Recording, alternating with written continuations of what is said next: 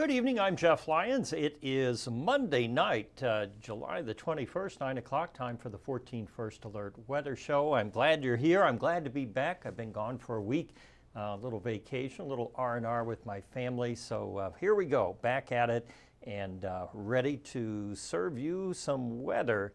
And it looks like my camera is a little off there to one side. Let's see if that doesn't help just a little bit. Does that feel better? Okay, there we go. So we'll get the camera set, and with that in mind, watching your questions and comments there on the 14 News Facebook page. So if you have any questions or things you want to talk about, throw them on there, and I'll check those out about midway through the show. Well, we have first alert weather days for heat and humidity at a hazardous level all the way through the early part of next week.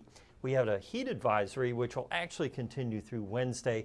We will see the rest of the tri-state added to that as we get into this hot and humid weather tomorrow. We had some rain and clouds earlier today that kind of pulled back on that risk for the immediate day period. But tomorrow and the rest of the week, we will be seeing heat index values above 105. That's kind of our hazardous level. Anything hotter than that tends to bring on heat exhaustion and heat stroke a little more readily, especially if you're not acclimated to or if you get caught out in the hot, humid conditions. We are going to stay warmer than normal through the week and into the first part of next week.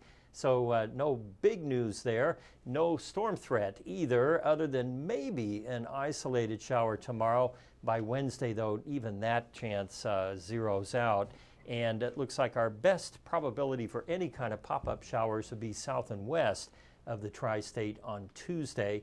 And again, these are going to be very, very isolated in nature if they manage to get going. One thing about heat wave is the atmosphere gets hot all the way up, and it's pretty tough then to generate showers and storms that way. Even on our rainfall potential here, this is the GFS through Monday, only showing half an inch, which would indicate just very widely scattered or isolated storms. It has begun the deep warming in the plains now, 91 Oklahoma City, 93 at Dallas. We held in the mid-80s here this evening, mainly because of some earlier clouds and rain. But by tomorrow, that temperature will vault into the 90s pretty quickly.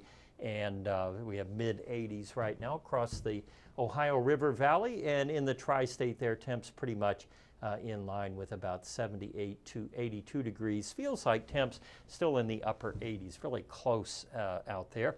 We hit 88 today for the high, which is actually a degree cooler than normal, but it was quite humid out there.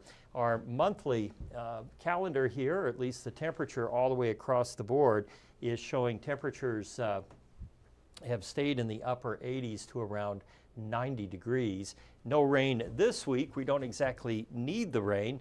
We've had a tremendous amount of rain, not only this month, but this year. We are double our rainfall there for the month. And for the year, we are now 1 foot, 12 inches of rain ahead of the normal rain amount for this time of the year.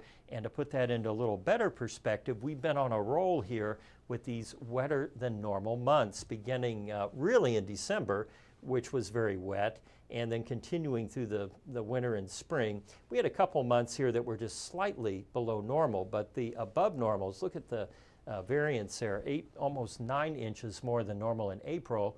And here in July, we're about 3.5 inches above normal. Some of that will come down, or that overage will come down as we go through the month. Again, low to mid 90s tomorrow with the heat index in the triple digits. At this time, very little happening on the radar satellite pic. Things have quieted down basically from the tri-state all the way to our west. Central Kansas, we have some big thunderstorms going there at the moment. Those are going to have no bearing on our forecast. They are part of that stalled out and decaying front that's sitting here to our southwest. So there really isn't any mechanism here to cool us down or change the pattern. It's just going to be hot and humid here for our second heat wave of the year. The European on the longer range there showing a few isolated thunderstorms, possible Friday night late, maybe into Saturday and Sunday, and then beyond that we get into next week, possibly with a scattered shower or two. Down to 73 tonight with partly cloudy skies, then 92 tomorrow, hot and humid. Over the next 7 days, that high temperature staying in the low 90s. I'm going to keep the first alert weather days in place all the way through the weekend and into next week. After a while, it kind of loses its impact. Every day's an alert. But to be fair, the conditions are such that not only will your plans be disrupted, but it's hazardous to get out there in the heat or for kids to get out there and do too much without proper hydration and rest at times. And I know we got football practices, band practices, and the like, and those are going to happen, so you just need to use precautions and be prepared. Longer range through the end of the month, we expect above normal temperatures to linger and near normal rainfall to come our way. And we have a great weather picture tonight. Pet pick. This is from our old friend William Raleigh, who's a regular here on the First Alert Weather Show at 9. And I instantly identified the location there, but he really captured it well. This is, for those of you that don't know, the CSX, used to be the L&N Railroad, comes down through the river bottoms, through Union Township and Dogtown, and then it turns and goes across the river, the Henderson Bridge, that comes into downtown Henderson. And this is the trestle that leads up to that. And this is Tesla down here, eagerly awaiting a southbound freight train here. So great picture. Maybe William's on there tonight. Let me go over here and look at your questions and comments. Hopefully he's getting to see this here. And let's see. Oh, I don't see. Oh, there he is. Okay. All right. He's in there. So let's look at the comments here. Lacey Martin. Last week I saw the Superman movie at the IMAX theater in Evansville. It was great. Well, good. Sorry, I'm not Superman, although I played Superman in a film I produced and shot when I was in high school. Look for it. It's not going to be anywhere that you can see it. Okay. Let's see here. Cheyenne Hammonds, good evening. Jeff Miller, 0.2 of an inch of rain in Savaw today, 4.4 for the month. Yeah, and William Raleigh got 1600s over here by Bossy Field. Yeah, I had just a little bit at my house near Wrights High School, about 1/10 today. Cheyenne Hammonds hopes the Farmer's Almanac is right and we have a cool, dry fall. Wouldn't that be great? Linda Hipschman says, Byron, Arden, and Michael did well covering the weather while I was gone. All right. Well, I'm sure they did and would and always will.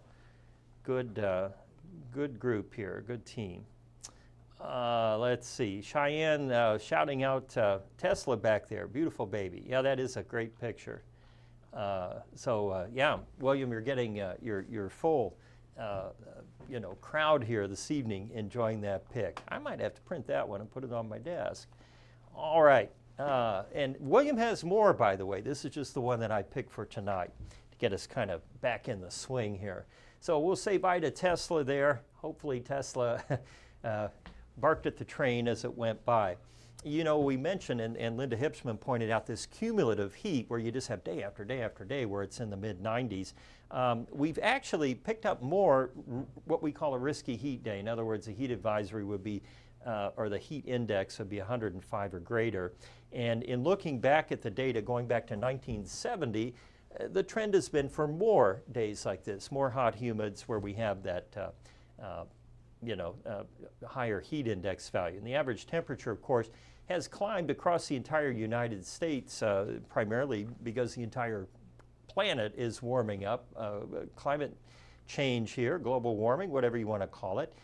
We are getting more frequent bouts of extreme heat and heavy rain events. We've seen that here in the last several years. We've had these major flooding events that have happened with heavy rainfall. And part of the reason for that is this warmer than normal air around the planet can hold more water, about 4% more per degree of warmth. And so you set it up for not only that flooding hazard, but also the heat hazard. And remember that, at least from a fatality standpoint, heat is the #1 weather hazard and killer out there. We call it the silent killer because you don't really think of heat as being deadly, but it certainly can be. It can cause, or has caused, about 12,000 premature deaths on average, or on estimate, between 2000 and 2010, and that's a whole lot. And of course, the heat is made worse if you live in town. I know many of you do live in towns and cities. It doesn't have to be New York or Chicago or Boston or St. Louis. It can be Madisonville, Evansville, Henderson, Owensboro, Princeton, Vincennes, Fairfield, any place where you have a concentration of buildings and pavement and darker colored roofs than that. It adds to the heat. And so urban areas, the larger, of course, tend to heat up more and cool down more slowly at night. There just isn't capacity to cool down and refresh yourself. I've gone through these many, many times, and I'm not going to belabor this, but please be mindful of heat exhaustion and heat stroke symptoms and react to them. So if you're starting to feel a little woozy out there, get some water and get in the shade and get inside so it doesn't go to heat stroke, which is then you have to go to the hospital. And of course, it becomes a medical emergency. Lots to think about here with the heat. Hopefully, you're able to stay in where it's cool, but a lot of folks are not, and we always want to keep that in mind. And we have a lot of people that work in the heat, too. So just use common sense, and you'll be good to go. Lacey Martin, do I assemble the weather team during moderate or high risk? Yes, we all talk often, actually. Maybe not in person, but through, we have a text thread, and we leave notes for each other. I overlap with Arden every day, and then with Michael a couple days of the week. I don't see Byron as much as I'd like to see Byron. I mean, I see him on TV, but we don't cross paths just because our days are completely opposite. But Byron and I do talk quite a bit too. When the weather is bad, and even when it's not. Byron's a lot of fun. We love to tell stories. And Lacey's watching the podcast too. Right, we've got Teddy Haycraft on there talking about blockbuster movies right now, and I'm not sure who our guest is this week. So yeah, lots of stuff going on there. Anyhow, that's the situation on the heat. I don't really have any other good news for you regarding that. Of course, the Vanderburgh County Fair is going on this week, among others, so you want to get out there and enjoy, but be careful while you do it, and try to find some shade and a shake-up. I will see you on 14 News at 10. Thanks so much for watching tonight and every night.